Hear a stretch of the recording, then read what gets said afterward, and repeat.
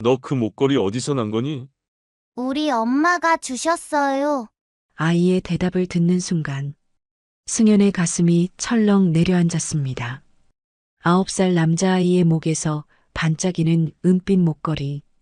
그것은 9년 전 오직 한 사람을 위해 정성껏 디자인해서 선물했던 세상에 하나뿐인 목걸이였습니다. 이야기가 궁금하시다면 구독과 좋아요 눌러주세요. 댓글로 함께 소통해 주신다면 더 좋은 영상을 만드는데 큰 힘이 된답니다. 준혁은 30분 전에 이곳에 도착했습니다. 한낮의 햇살이 누렇게 바랜 빌라의 벽면을 비추는 서울. 노원구의 한 주택가, 낡은 골목에는 퀴퀴한 냄새가 맴돌았습니다. 서준혁은 검은색 외제차 운전석에 앉아 미간을 찌푸렸습니다. 차창을 열자 차가운 3월의 공기가 와 닿았지만 그보다 더 차가운 것은 그의 마음이었습니다. 그는 36세의 젊은 나이에 대기업 드림하우징의 대표 자리에 올랐지만 오늘처럼 직접 현장을 방문하는 일은 드물었습니다. 부동산 관리팀의 성화에 못 이겨 나선 길은 그의 짜증만 더할 뿐이었습니다. 젠장, 내가 왜 이런 곳까지 와야 하는 거야? 그의 목소리에는 불만과 권위가 묻어났습니다. 조수석에 앉은 비서가 조심스럽게 입을 열었습니다. 사장님, 관리팀에서 아무리 연락을 해도 세입자와 연락이 닿지 않는다고 합니다. 9개월이나 밀렸다고 해서. 9개월. 한 개인에게는 감당하기 힘든 무게일 테지만 준혁에게는 그저 숫자에 불과했습니다. 그는 이성과 계산으로 모든 것을 판단하는 사람이었고 감정은 철저히 배제해 왔습니다. 그의 눈에 이 낡은 동네는 그저 재개발 예정지였고 그가 투자한 부동산 중 하나에 지나지 않았습니다. 차에서 내린 준혁은 검은색 코트깃을 세우며 비탈진 골목을 올랐습니다. 낡은 시멘트 계단은 부서져 있었고 벽에는 온갖 낙서들이 가득했습니다. 그는 15년 전쯤 살았던 어린 적 동네를 떠올렸지만 그곳과는 너무나도 다른 풍경의 씁쓸한 미소를 지었습니다. 성공한 지금의 삶이 그에게는 너무나 당연한 것이었습니다. 낡은 집들 사이로 좁은 길을 걷던 준혁은 손에 든 서류를 다시 한번 확인했습니다. 노원구 상계동 124-3번지 반지하. 그 아래에 적힌 세입자의 이름은 이하나였습니다. 그 이름을 보는 순간 준혁의 심장이 묘하게 쿵하고 떨어지는 기분이었습니다. 9년이라는 시간이 흘렀고 하나는 흔한 이름이었기에 그는 스스로에게 물었습니다. 설마 그 하나일 리 없겠지. 준혁은 27살 어머니의 강요에 못 이겨 유학을 떠나기 전 그녀와 헤어졌습니다.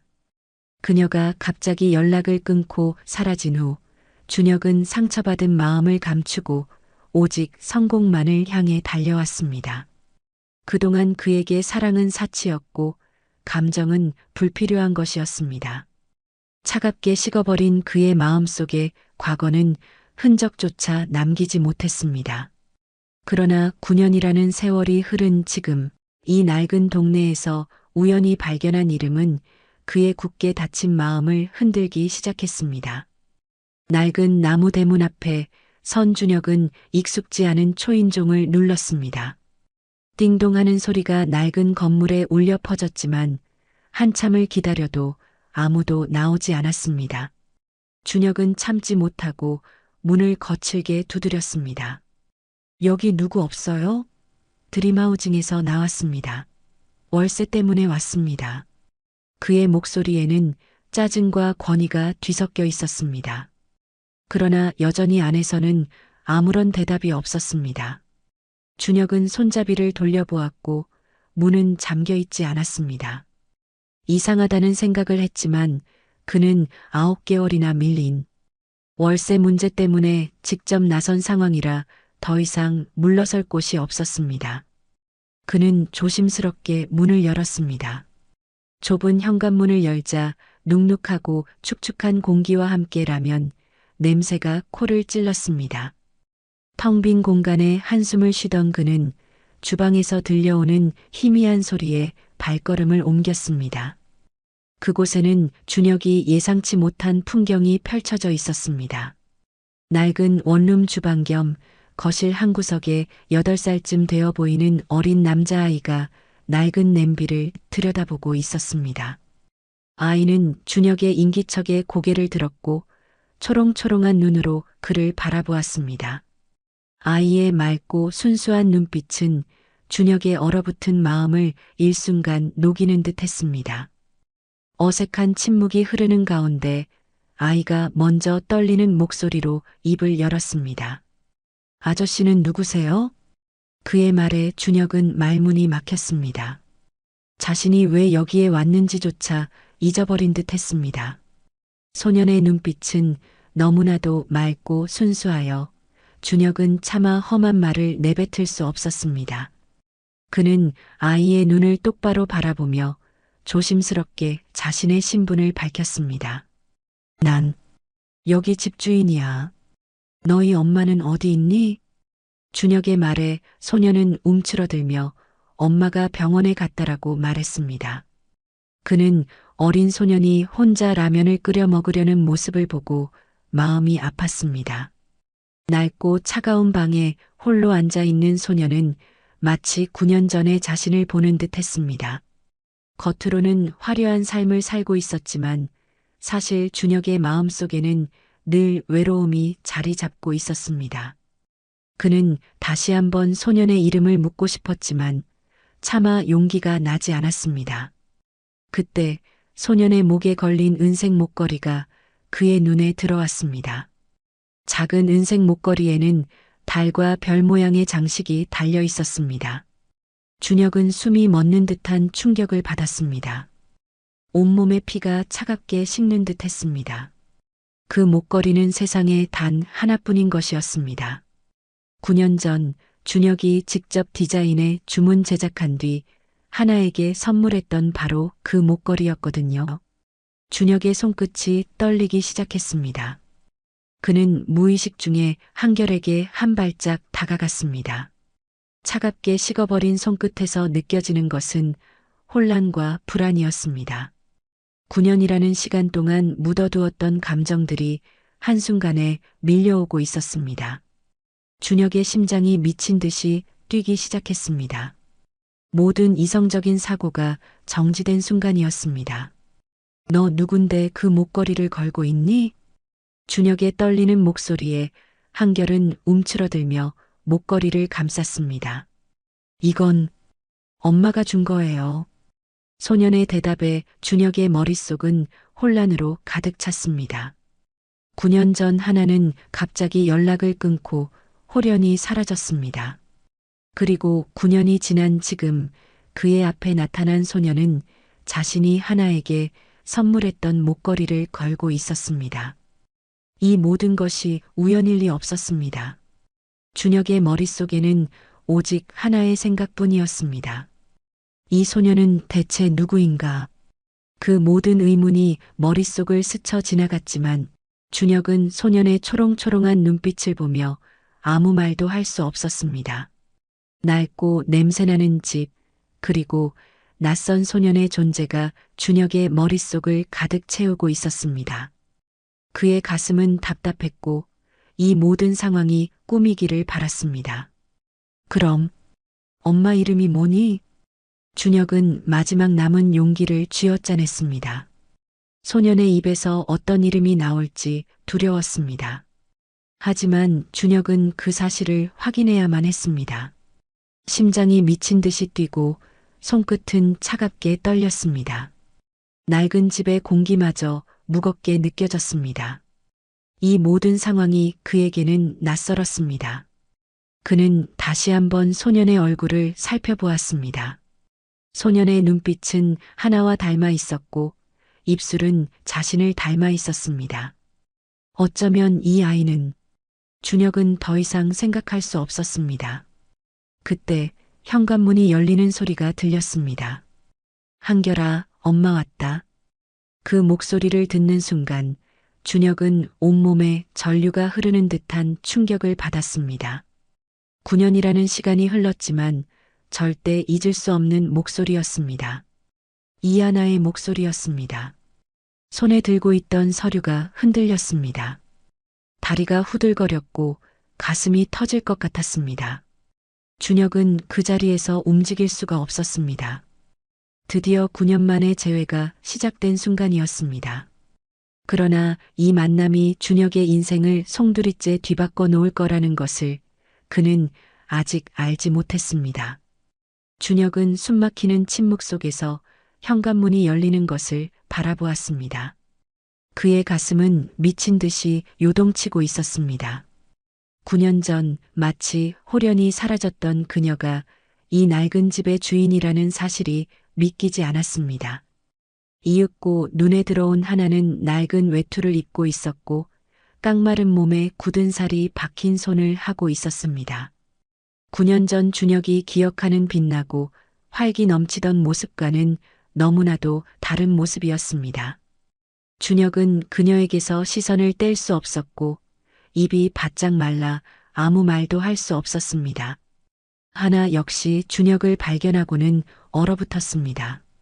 손에 들고 있던 약봉지가 바닥에 떨어지며 작은 소리가 났습니다. 그녀의 눈은 믿을 수 없다는 듯이 떨리고 있었고 준혁의 이름을 겨우 중얼거렸습니다. 준혁 씨. 준혁도 말이 막혔습니다. 오직 한결이의 목에 걸린 목걸이만이 두 사람 사이의 어색한 침묵을 대신하고 있었습니다. 9년이라는 시간이 흐른 뒤 다시 마주한 두 사람의 얼굴에는 복잡한 감정들이 교차했습니다. 방 안의 공기는 무겁고 답답하게 느껴졌습니다. 이 어색한 침묵을 깬 것은 하나였습니다. 그녀의 첫 번째 반응은 아이를 보호하는 것이었습니다. 한결아, 방으로 들어가 있어. 그녀의 목소리는 떨리고 있었지만 단호함이 느껴졌습니다. 엄마, 이 아저씨가 들어가 있으라고. 하나의 목소리가 한 옥타브 높아졌고 한결이는 엄마의 떨리는 목소리에 걱정스러운 눈빛으로 준혁을 바라보았습니다. 한결이는 자신의 존재가 엄마와 아저씨를 불편하게 만든다고 생각했는지 조용히 작은 방으로 들어갔습니다. 문이 닫히는 소리와 함께 두 사람 사이에는 다시 무거운 침묵이 흘렀습니다. 준혁은 그 짧은 순간에도 한결이의 이름을 기억했습니다. 한결. 그리고 그 아이가 자신을 바라보던 초롱초롱한 눈빛도요. 준혁이 먼저 입을 열었습니다. 그의 목소리는 갈라져 나왔습니다. 하나야, 정말 당신이구나. 여기 왜 왔어요? 하나의 목소리에는 경계심이 가득했습니다. 9년이라는 시간 동안 쌓인 상처와 원망이 느껴졌습니다. 나 여기 집주인이야. 월세 받으러 왔는데. 그제야 하나는 상황을 이해했다는 듯 고개를 끄덕였습니다. 그녀는 자신의 처지를 부끄러워하는 것 같았습니다. 그렇구나. 9개월 밀린 월세, 그것 때문이었구나. 준혁의 가슴이 쿵 떨어졌습니다. 하나가 이런 곳에서, 이런 상황에서 살고 있다는 현실이 믿기지 않았습니다. 9년 전만 해도 그녀는 그에게 빛나고 아름다운 존재였습니다. 하지만 지금 그녀의 모습은 지쳐 보였고 삶의 무게가 그녀를 짓누르고 있다는 것을 한눈에 알 수 있었습니다. 준혁은 월세 이야기는 뒤로 미룬 채 조심스럽게 방 쪽을 바라보며 물었습니다. 하나야, 저 아이가 혹시 당신의 아이? 그의 목소리는 떨리고 있었고 손끝은 차갑게 식어 있었습니다. 하나는 잠시 망설이다 단호하게 대답했습니다. 마치 더 이상 숨길 것도 숨기고 싶지도 않다는 듯이요. 맞아. 내 아이야. 하지만 걱정하지 마. 당신한테 뭘 바라는 건 아니니까. 그녀의 말에 준혁은 머리를 짚었습니다.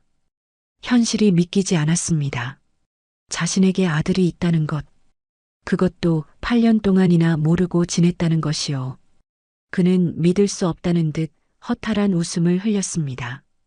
왜, 왜 말하지 않았어? 9년 동안 혼자 키웠다고. 준혁의 목소리에는 당황과 원망이 뒤섞여 있었습니다. 자신의 삶을 송두리째 뒤흔드는 사실에 그는 온몸에 힘이 빠지는 것을 느꼈습니다. 말했어야 했나? 하나의 목소리에 씁쓸함이 묻어났습니다. 당신이 다른 여자랑 행복하게 지내고 있는데 무슨 얼굴로 말해? 임신했다고 말하러 갔을 때 당신은 예쁜 여자랑 같이 있더라. 하나가 눈을 감았습니다. 9년 전 그 아픈 기억이 다시 떠올랐습니다. 그날의 충격과 배신감은 그녀의 마음속에 깊은 상처로 남아 있었습니다. 그때 깨달았다고 그녀는 말했습니다. 자신이 없어도 준혁은 잘 살 수 있다는 것을요. 준혁은 9년 전을 떠올렸습니다. 하나가 갑자기 연락을 끊고 사라진 후 상처받은 마음으로 어머니가 소개해준 여자를 만났던 때, 그때는 정말 아무 생각 없이 나간 자리였는데 하나가 그것을 보았다는 사실이었습니다. 온몸이 차갑게 식어갔습니다. 얼마나 많은 오해가 쌓여 있는지 깨달았거든요. 하나야, 그건 오해야. 나는 그랬어요. 하나가 손을 들어 말을 막았습니다. 이미 다 지난 일이야. 그리고 당신은 곧 결혼한다면서. 신문에서 봤어. 하나의 말에 준혁은 말문이 막혔습니다. 3개월 후로 예정된 유미와의 결혼식. 그 사실을 하나가 알고 있다는 게 그의 가슴을 짓누르는 것 같았습니다. 이 결혼은 단순히 사랑하는 사람과의 약속이 아니었습니다. 두 기업 간의 전략적 결합이었고 준혁도 그 사실을 잘 알고 있었습니다. 월세는 조금만 더 기다려줘. 다리 다쳐서 일을 못했는데 다음 주부터 다시 일할 수 있을 것 같아. 하나의 말에 준혁은 그녀의 다리를 보았습니다. 깁스는 풀었지만 아직 불편해 보였습니다. 가슴이 아려왔습니다. 다쳤어? 어떻게? 오토바이 배달하다가 별거 아니야. 그녀의 말에 준혁은 목이 메었습니다. 하나가 얼마나 힘겹게 살아왔는지 짐작이 갔거든요. 그녀의 눈빛에는 체념과 피로가 묻어 있었습니다. 자신의 9년 전 행동이 불러온 비극적인 현실을 마주한 준혁은 아무 말도 할 수 없었습니다. 그때 한결이가 방에서 고개를 내밀었습니다. 엄마라면 다 풀어버렸어. 그의 목소리는 조용했지만 두 사람의 대화를 끊어버렸습니다. 하나는 급하게 주방으로 가서 가스를 끄고 한결이를 달래기 시작했습니다. 준혁은 그 모습을 바라보며 가슴이 먹먹해졌습니다. 자신에게 아들이 있다는 사실, 그리고 그 아들이 이렇게 힘겹게 살고 있다는 현실이 너무나도 아팠습니다. 한결아, 배고프지? 아저씨가 밥 사줄까? 한결이가 고개를 들어 준혁을 바라보았습니다. 그 순간 준혁은 깨달았습니다. 아이의 눈이 자신과 똑같다는 것을요. 그리고 마음속 깊은 곳에서 따뜻한 감정이 올라오는 것을 느꼈습니다. 이것은 단순한 우연의 만남이 아니었습니다. 9년이라는 시간을 돌아 다시 만나게 된 운명이었습니다. 하지만 준혁은 아직 이 만남이 자신의 인생을 어떻게 바꿔놓을지 알지 못했습니다. 낡은 집의 공기는 여전히 무거웠고 준혁의 마음은 갈피를 잡을 수 없었습니다. 그는 사랑과 책임감이라는 낯선 감정 앞에서 혼란스러웠습니다. 준혁은 자신의 눈에 들어온 한결이의 눈이 자신과 똑같다는 사실을 믿을 수 없었습니다. 그 사실을 깨닫자마자 온몸에 전율이 흘렀습니다. 준혁은 9년 전 그들의 이별이 가져온 비극적인 현실을 마주하며 깊은 죄책감에 사로잡혔습니다. 그는 어색한 침묵 속에서 하나에게 다가갔습니다. 하나야, 9년 전에 왜 말도 없이 사라졌어? 나 얼마나 걱정했는데. 준혁의 떨리는 목소리에 하나는 차갑게 대답했습니다. 당신이 다른 여자랑 있는 걸 봤는데 내가 무슨 말을 할 수 있었겠어? 임신했다고 말하러 갔을 때. 당신은 다른 여자와 행복해 보였어. 하나의 목소리에는 9년 동안 쌓인 상처와 원망이 묻어났습니다. 준혁은 그 순간의 기억을 떠올렸습니다. 어머니의 강요로 억지로 나간 맞선 자리였습니다. 그는 그 자리가 너무나도 불편했고 하나가 자신을 떠났다는 슬픔에 아무 생각 없이 나간 것이었습니다. 하나야, 그건 오해야. 우리 어머니가 억지로 나가라고 해서 나는 그냥 그 자리에 앉아 있었을 뿐이야. 당신 없이 내가 어떻게 행복할 수 있었겠어? 준혁의 진심이 담긴 말에 하나의 눈빛이 흔들렸습니다. 그러나 그녀는 이내 차가운 표정으로 돌아왔습니다. 그때도 지금도 변명은 똑같네. 그 자리에서 당신이 행복해 보이는 건 내 착각이었나 보네. 하나의 씁쓸한 웃음에 준혁은 아무 말도 할 수 없었습니다. 9년이라는 긴 시간 동안 쌓인 오해의 벽은 너무나도 견고했습니다. 그녀의 눈에 비친 준혁은 이미 다른 세상 사람이었습니다. 9년 전 자신이 겪었던 상처를 다시 한번 꺼내 보일 필요가 없다고 생각했습니다. 준혁은 고개를 숙였습니다. 모든 것이 자신의 잘못인 것만 같았습니다. 그때 한결이가 조심스럽게 방에서 나왔습니다. 엄마, 왜 울어? 아저씨가 엄마 울렸어? 한결이의 순수한 눈빛에 하나는 눈물을 닦았습니다. 자신의 감정 때문에 아이까지 걱정하게 만들었다는 사실에 마음이 아팠습니다. 하나는 한결이를 방으로 들여보낸 뒤 준혁에게 말했습니다. 이제 그만 가줘. 당신이랑 엮이면 한결이까지 힘들어질 것 같아. 준혁은 발길이 떨어지지 않았습니다. 그는 하나에게 월세를 독촉하러 왔지만 이제는 월세 따위는 중요하지 않았습니다. 오직 하나와 한결이의 존재만이 그의 머릿속을 가득 채웠습니다. 준혁은 하나에게 물었습니다. 하나야, 월세는 내가 어떻게든 해줄게. 그리고 당신 다리 많이 아파? 됐어요. 우리끼리 알아서 할게. 내가 당신한테 뭘 바라는 것도 아니고 한결이한테도 뭘 바라는 것도 아니야. 하나의 단호한 말에 준혁은 아무 말도 할 수 없었습니다.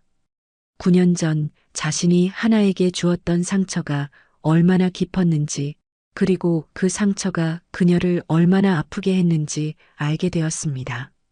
그는 자신의 이기적인 행동으로 인해 하나와 한결이가 겪었을 고통을 생각하며 가슴이 미어졌습니다.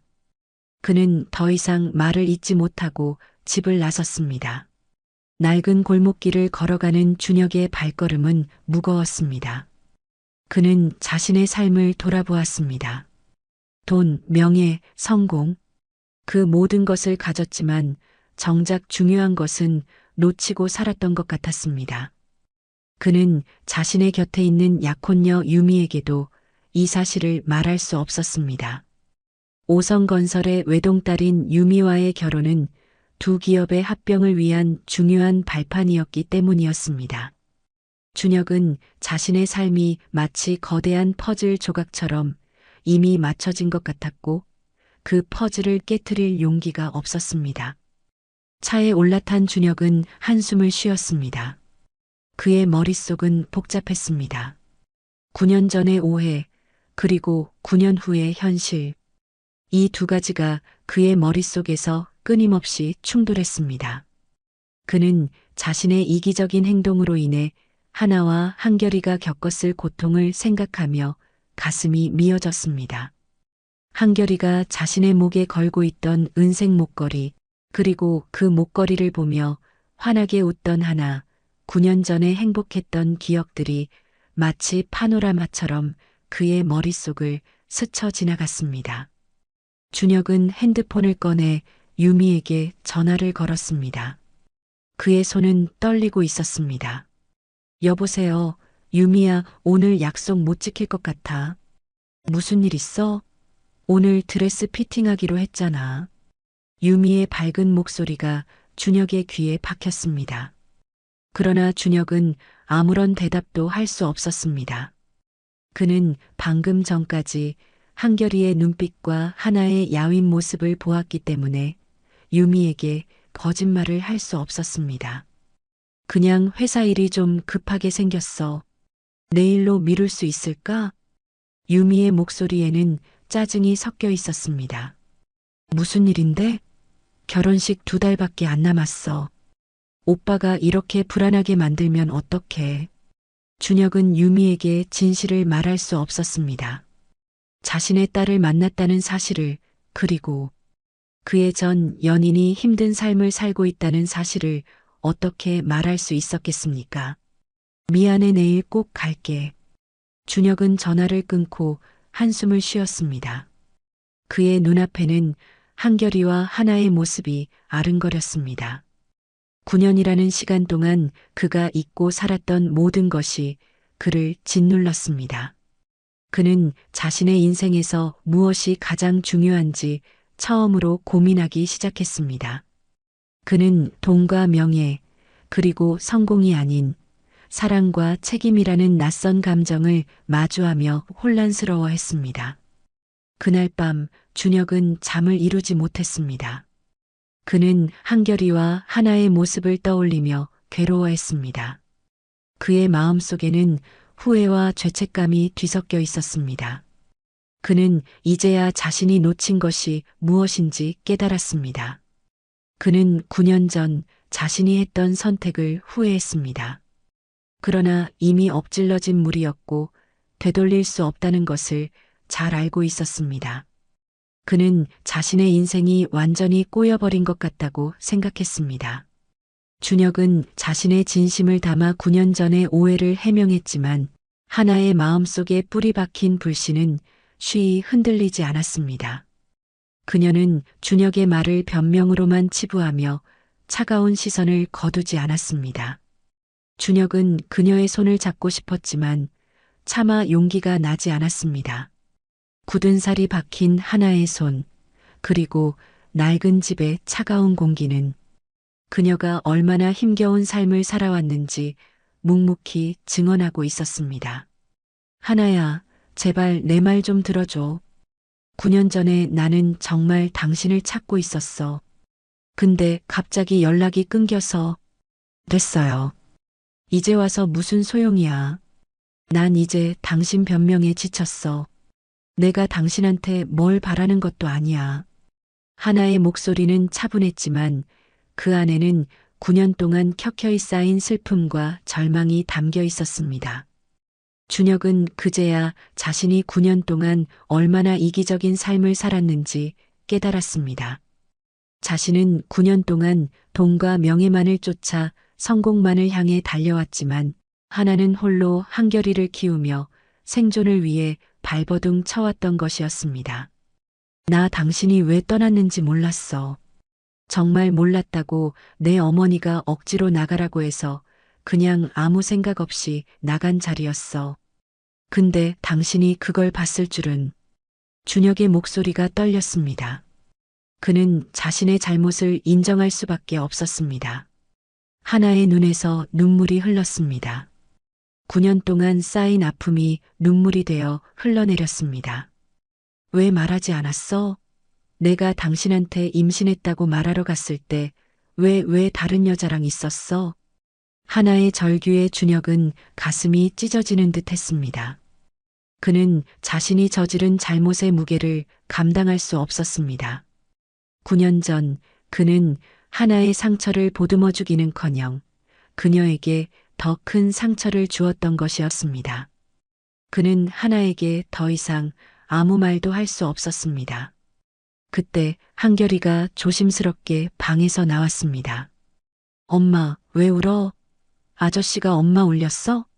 한결이의 순수한 눈빛에 하나는 눈물을 닦았습니다. 준혁은 한결이의 눈을 보며 마음이 아팠습니다. 이 아이에게서 자신의 모습을 보았기 때문이었습니다. 그는 한결이에게 다가가 물었습니다. 한결아, 배고프지? 아저씨가 밥 사줄게. 햄버거 좋아해? 응, 나 햄버거 엄청 좋아해. 엄마, 우리 햄버거 먹으러 가자.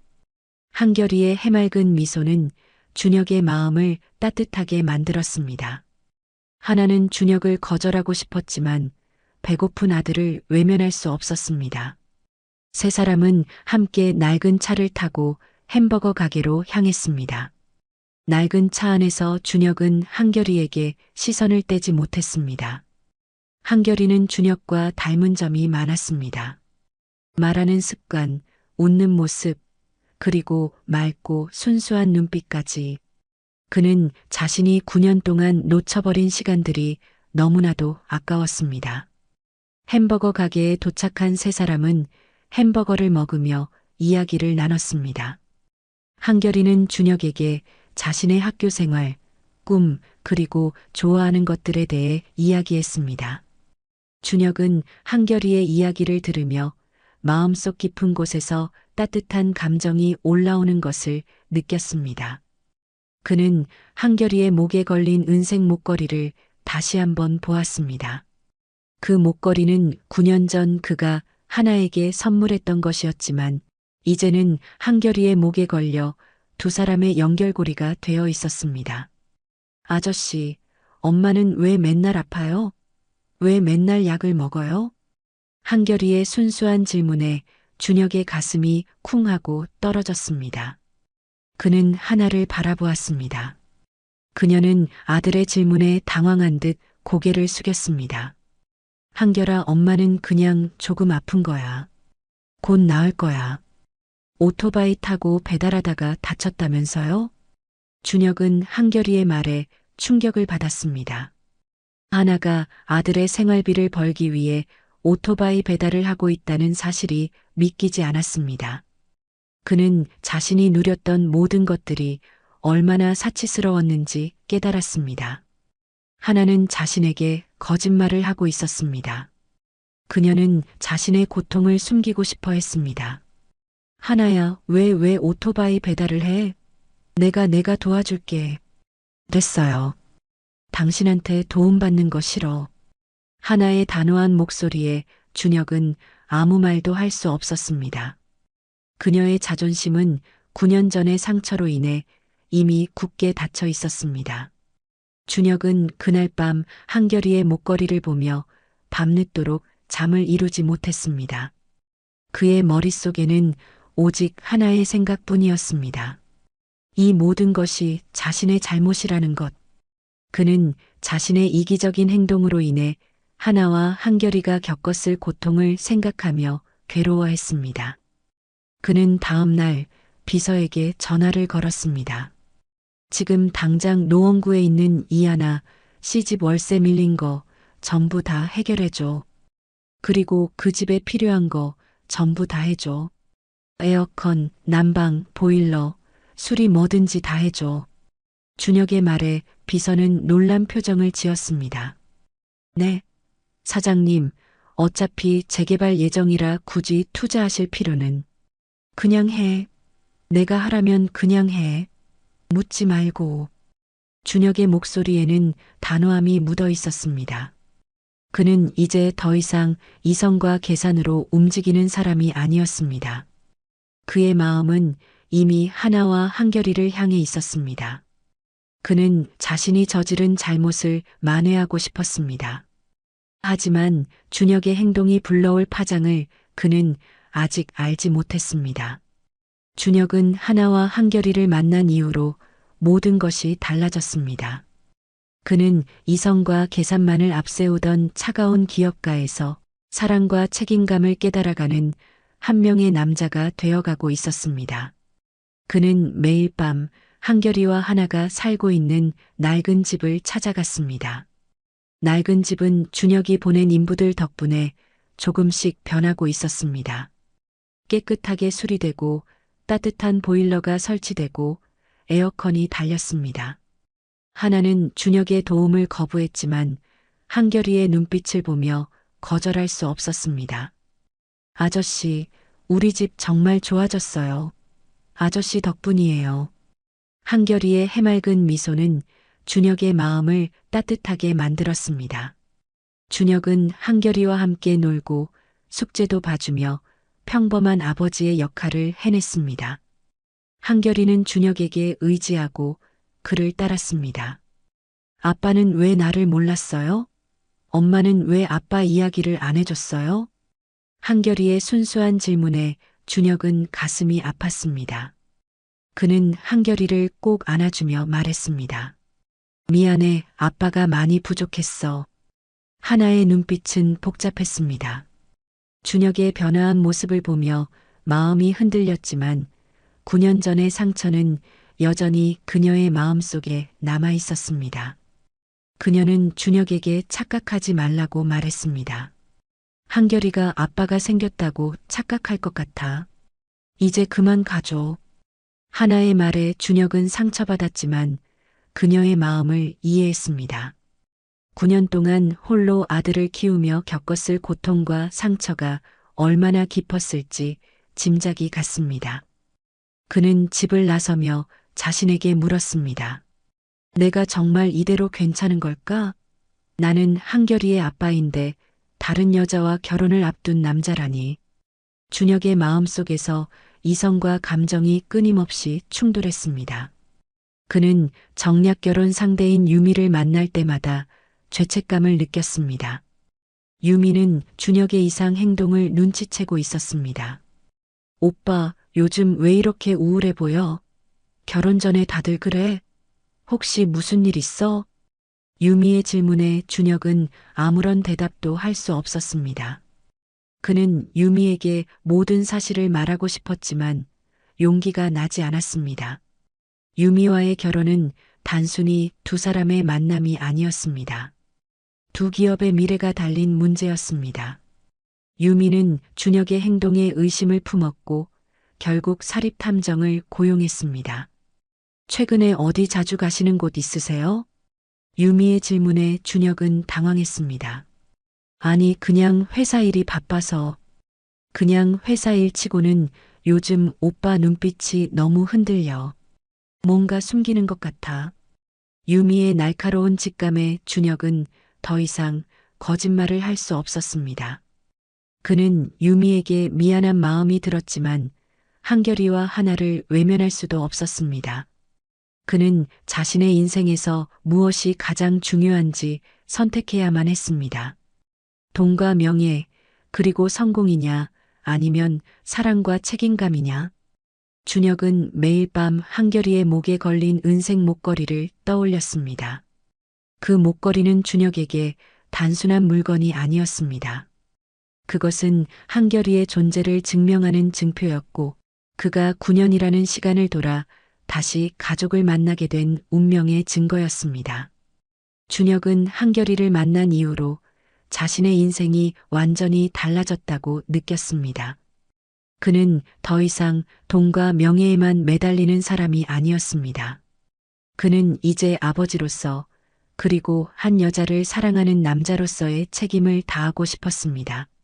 하지만 현실은 냉혹했습니다. 유미의 아버지는 오성건설의 회장으로 사회적으로 막강한 영향력을 가진 인물이었습니다. 그가 준혁과의 결혼이 파혼될 경우 준혁의 회사를 가만두지 않을 것이라는 사실은 불 보듯 뻔했습니다. 준혁은 자신이 사랑하는 사람들을 지키기 위해서는 엄청난 대가를 치러야 한다는 것을 알게 되었습니다. 그는 자신의 선택이 불러올 결과에 대해 두려워했습니다. 그러나 준혁은 후회하지 않았습니다. 그는 이미 자신이 어떤 선택을 해야 할지 알고 있었기 때문이었습니다. 하나야, 미안해. 내가 당신을 너무 늦게 만났어. 하지만 이제라도 당신과 한결이를 지켜주고 싶어. 준혁은 혼자 중얼거렸습니다. 그의 마음은 이미 하나와 한결이를 향해 있었고 그들을 위해서라면 모든 것을 포기할 수 있다고 생각했습니다. 그는 자신이 저지른 잘못을 만회하고 진정한 사랑과 가족을 찾고 싶었습니다. 그러나 그는 자신의 앞을 가로막고 있는 거대한 현실의 벽 앞에서 주저하고 있었습니다. 그는 사랑하는 사람들과 자신의 성공 사이에서 길을 잃고 헤매는 듯 했습니다. 유미의 의심은 현실이 되었습니다. 사립탐정이 준혁의 행적을 쫓아 노원구의 낡은 주택가를 찾아냈고 그곳에서 하나와 한결이가 살고 있다는 사실을 알아냈습니다. 탐정이 건넨 사진에는 준혁이 한결이와 함께 환하게 웃고 있는 모습, 그리고 하나와 함께 서 있는 모습이 담겨 있었습니다. 유미의 얼굴이 차갑게 굳어졌습니다. 그녀는 분노와 질투로 인해 온몸이 떨리는 것을 느꼈습니다. 이 여자는 누구야? 이 아이는 뭐고? 조사해보니 9년 전 사장님의 연인이었던 것 같습니다. 그리고 아이는 나이로 봐서는 사장님의 아들일 가능성이 높습니다. 탐정의 말에 유미의 눈이 커졌습니다. 그녀는 준혁을 향한 배신감에 사로잡혔습니다. 그녀에게 준혁과의 결혼은 사랑이 아닌 사업적 성공을 위한 도구였습니다. 유미는 자신의 목적을 달성하기 위해 모든 것을 포기할 생각이 없었습니다. 그녀는 바로 다음 날 하나를 찾아갔습니다. 이하나 씨 맞죠? 서준혁 씨의 약혼자입니다. 하나의 얼굴이 굳어졌습니다. 그녀는 유미의 눈빛에서 위험한 기운을 느꼈습니다. 유미는 거만하게 웃으며 말했습니다. 준혁 오빠가 요즘 여기 자주 온다더군요. 한결이 그 아이 때문이겠죠. 왜 여기까지 오셨어요? 할 말이 있어서요. 두 여자는 근처의 작은 카페에 앉았습니다.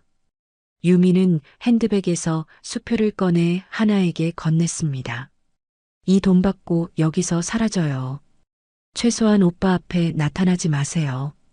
이 정도면 충분하겠죠? 오빠가 그동안 도와준 것보다 훨씬 많을 텐데. 하나의 손이 떨렸습니다. 그녀는 유미의 말에 모욕감을 느꼈지만 동시에 현실의 무게를 감당할 수 없었습니다. 저는 돈 받을 생각 없어요. 그럼 어쩌자는 거예요? 설마 오빠를 되찾겠다는 건 아니죠? 오빠는 저랑 결혼해야 하는 사람이에요. 이미 모든 게 정해진 상황이라고요. 유미의 목소리에는 차가운 경고가 담겨 있었습니다.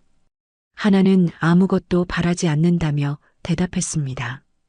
다만 한결이가 아빠를 알 권리는 있다고 생각해요. 하나의 말에 유미의 얼굴이 일그러졌습니다. 권리? 9년 동안 혼자 키워놓고 이제 와서 권리 운운하는 거예요? 그 말에 하나의 가슴이 아려왔습니다.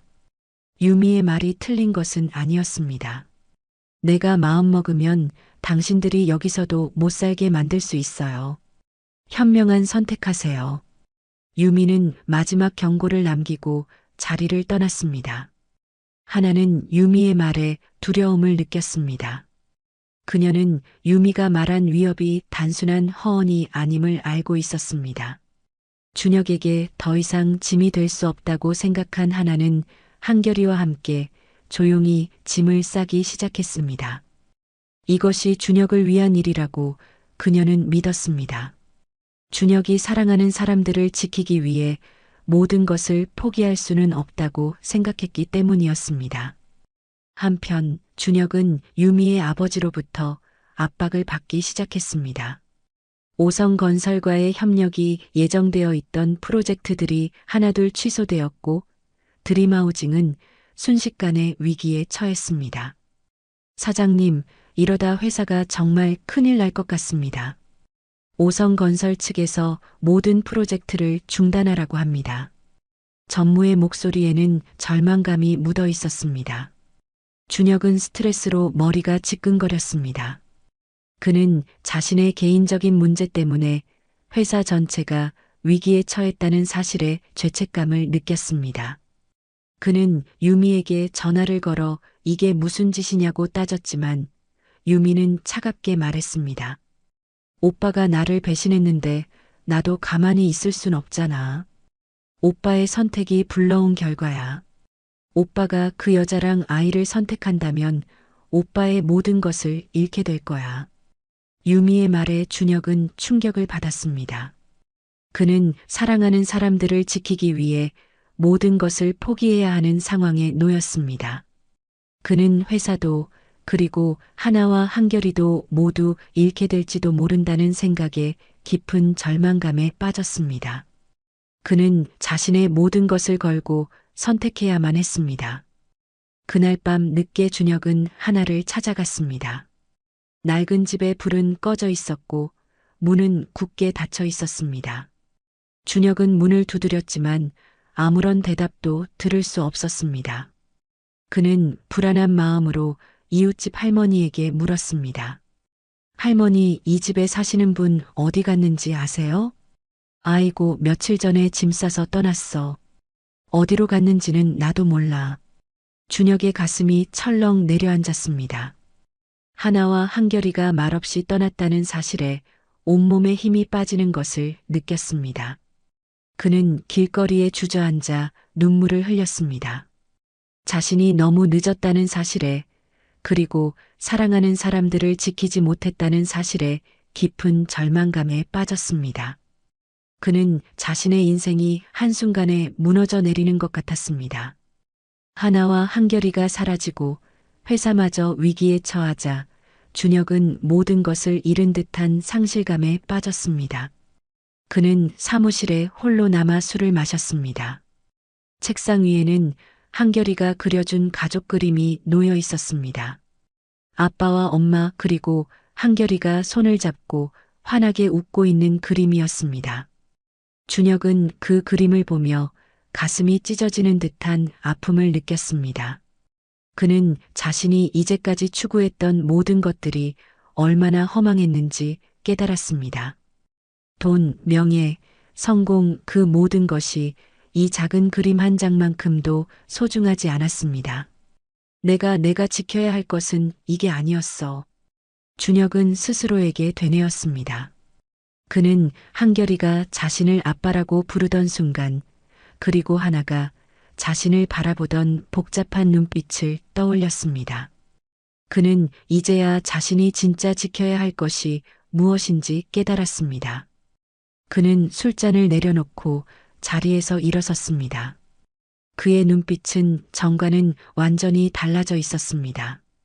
혼란스러워 보였던 눈빛은 단호한 결의로 가득 차 있었습니다. 그는 자신의 모든 것을 걸고 싸우기로 결심했습니다. 준혁은 먼저 유미를 만나러 갔습니다. 유미는 웨딩홀에서 꽃 장식을 점검하고 있었습니다. 오빠 왔구나. 이것 좀 봐. 꽃 장식 어때? 마음에 들어? 유미의 밝은 목소리에 준혁은 아무런 대답도 하지 않았습니다. 그는 그녀의 손을 잡고 조용히 말했습니다. 유미야, 미안해. 우리 결혼 못하겠어. 뭐? 오빠 지금 무슨 말을 하는 거야? 설마 그 여자 때문이야? 유미의 얼굴에서 웃음이 사라졌습니다. 준혁은 단호하게 말했습니다. 미안해. 나 하나와 한결이를 선택할 거야. 내가 지켜야 할 사람은 내 가족이야. 유미는 믿을 수 없다는 표정을 지었습니다. 그녀는 울면서 소리쳤습니다. 미쳤어. 오빠, 회사는 어쩔 거야? 우리 아버지가 가만두지 않을 거라고. 괜찮아. 내가 알아서 할게. 내가 지켜야 할 책임은 회사가 아니라 내 아들과 내 가족이야. 준혁의 단호한 목소리에 유미는 더 이상 아무 말도 할 수 없었습니다. 그녀는 준혁을 향한 분노와 배신감에 사로잡혔습니다. 그녀는 후회할 거야. 분명이라는 마지막 경고를 남기고 뛰쳐나갔습니다. 준혁은 홀로 웨딩홀에 남아 있었습니다. 3개월 후 자신이 서 있을 예정이었던 그 자리를 바라보며 그는 씁쓸한 미소를 지었습니다. 그는 자신의 선택을 후회하지 않았습니다. 그는 이제야 자신이 진짜 원하는 것을 찾았기 때문이었습니다. 준혁은 곧바로 어머니를 찾아갔습니다. 어머니는 거실 소파에 앉아 준혁의 소식을 듣고 화를 내고 있었습니다. 너 정신 나갔니? 유미가 울면서 우리 집에 와서 결혼 취소한다고 하더라. 당장 다시 만나. 어머니, 저는 이제 어머니의 아들이 아니라 한결이의 아빠입니다.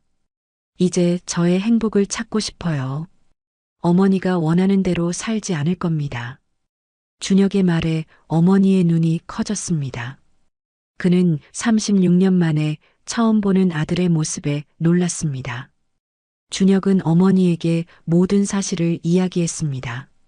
9년 전 어머니가 하나의 임신 사실을 알고 그녀에게 돈을 주며 떠나라고 했던 비극적인 진실을요. 어머니가 왜 그렇게까지 하셨어요? 왜 내 아이까지 못 보게 하셨어요? 준혁의 눈에서 눈물이 흘렀습니다. 어머니는 대답하지 않았습니다. 그 침묵이 곧 대답이었습니다.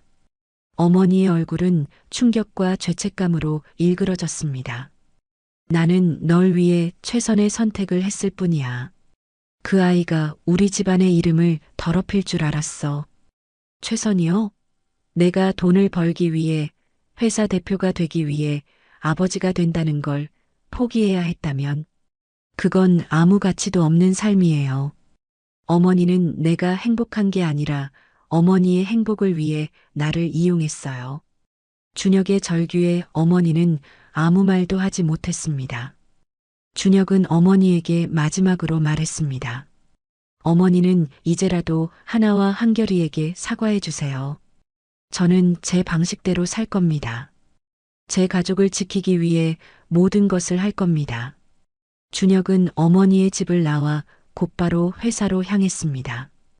그는 회사 직원들을 모두 모았습니다. 여러분, 솔직히 말하겠습니다. 지금 우리 회사 위기입니다.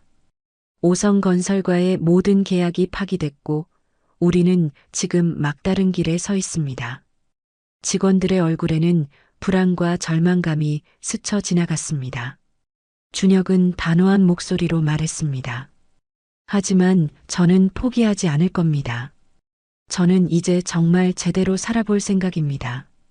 더 이상 돈과 명예가 아닌 사람들을 위한 일을 할 겁니다. 우리는 새로운 길을 찾을 겁니다. 준혁의 목소리에는 전에 없던 확신과 힘이 담겨 있었습니다. 그는 자신이 어떤 선택을 해야 할지, 그리고 그 선택이 어떤 결과를 가져올지 알고 있었습니다. 그는 이제 더 이상 이성과 계산으로 움직이는 사람이 아니었습니다. 그는 사랑과 책임감을 깨달은 한 명의 남자이자 한 가정의 가장이 되어 있었습니다. 그는 자신의 모든 것을 걸고 진정한 삶을 시작하기로 결심했습니다. 준혁의 변화는 회사 전체에 활력을 불어넣었습니다. 직원들은 준혁의 진심에 감동했고 그의 리더십 아래 똘똘 뭉쳤습니다. 준혁은 유미 아버지의 압박에 맞서 새로운 사업을 구상했습니다. 그것은 바로 저소득층을 위한 주택 사업이었습니다. 그는 낡은 집에서 살고 있는 하나와 한결이를 보며 느꼈던 감정을 잊지 않았습니다. 비싼 고급 아파트가 아닌 사람들이 정말 필요로 하는 따뜻하고 안전한 보금자리를 만드는 것이 그의 목표였습니다. 사장님, 이 사업은 수익성이 낮을 수도 있습니다. 오성건설의 압박에 버티기 힘들 수도 있고요. 전무의 걱정스러운 말에 준혁은 미소 지었습니다. 괜찮아. 이제 돈이 전부가 아니라는 걸 알았어. 그리고 이제야 제대로 된 사업을 시작하는 기분이 들어. 사람들을 위한 일을 하는 게 진짜 돈을 버는 것보다 더 중요해. 준혁의 목소리에는 전에 없던 확신이 담겨 있었습니다. 그는 밤낮으로 새로운 사업 계획을 세웠습니다. 그의 열정에 직원들도 감탄했습니다. 드림하우징은 기존의 사업 방식을 버리고 사회적 가치를 창출하는 새로운 기업으로 거듭나기 시작했습니다. 하지만 준혁에게 가장 중요한 것은 하나와 한결이를 찾는 것이었습니다. 그는 비서에게 모든 인맥을 동원해 두 사람을 찾으라고 지시했습니다. 그는 부산, 대구, 광주 등 전국 곳곳을 뒤졌지만 그들의 흔적을 찾을 수 없었습니다. 그는 매일 밤 한결이가 그려준 가족 그림을 보며 그들을 그리워했습니다. 몇 달 후 준혁은 우연히 부산의 한 작은 시장에서 하나를 발견했습니다. 그녀는 과일을 팔고 있었고 한결이는 옆에서 숙제를 하고 있었습니다. 준혁의 가슴이 쿵 하고 떨어졌습니다.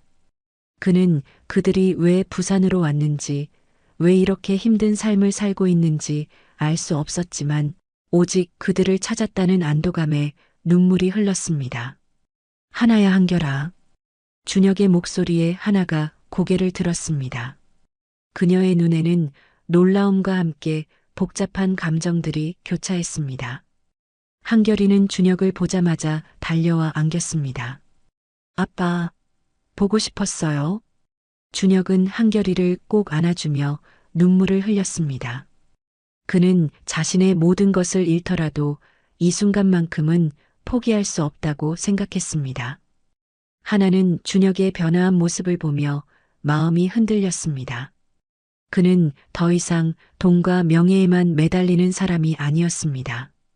그는 진정한 책임감을 가진 한 가정의 가장이 되어 있었습니다. 하나야 미안해. 내가 너희를 너무 늦게 찾았어. 하지만 이제라도 우리 다시 시작하자. 내가 너희를 지켜줄게. 준혁의 진심이 담긴 말에 하나의 눈에서 눈물이 흘렀습니다. 9년 동안 쌓인 오해가 한순간에 눈 녹듯 사라지는 기분이었습니다. 그 순간 준혁의 어머니가 나타났습니다. 그녀는 준혁의 뒤에서 눈물을 흘리고 있었습니다. 하나야 미안하다.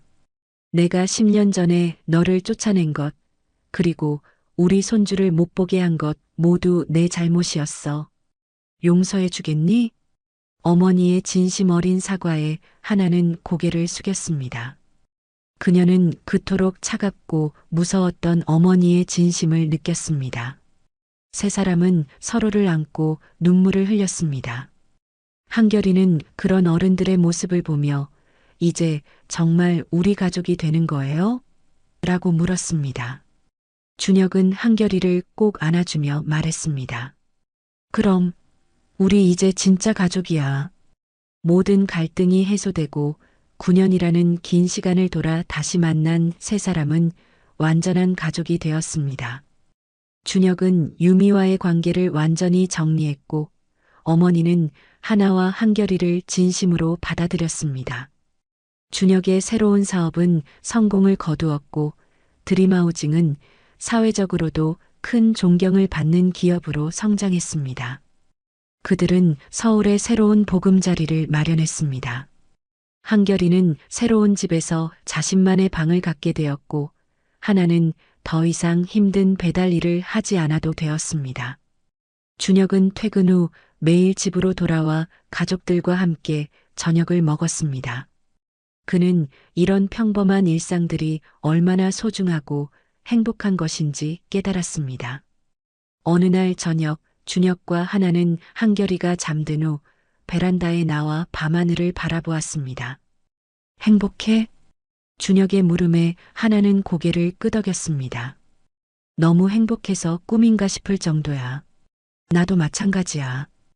이제야 진짜 삶을 사는 것 같아. 당신을 만나고 한결이를 만나고 나서 모든 게 달라졌어.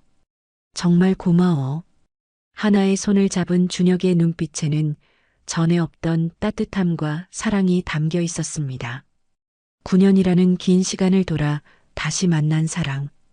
그리고 그들이 만들어낸 진정한 행복은 밤하늘의 별처럼 반짝였습니다. 그들은 서로를 바라보며 미소 지었고 함께 새로운 인생을 시작했습니다. 오늘 이야기를 끝까지 들어주셔서 감사합니다. 영상 보시고 느끼신 감정, 댓글로 함께 나눠주세요. 여러분의 한마디가 누군가에겐 큰 위로가 될 수 있습니다. 영상이 마음에 드셨다면 구독과 좋아요로 응원 부탁드립니다.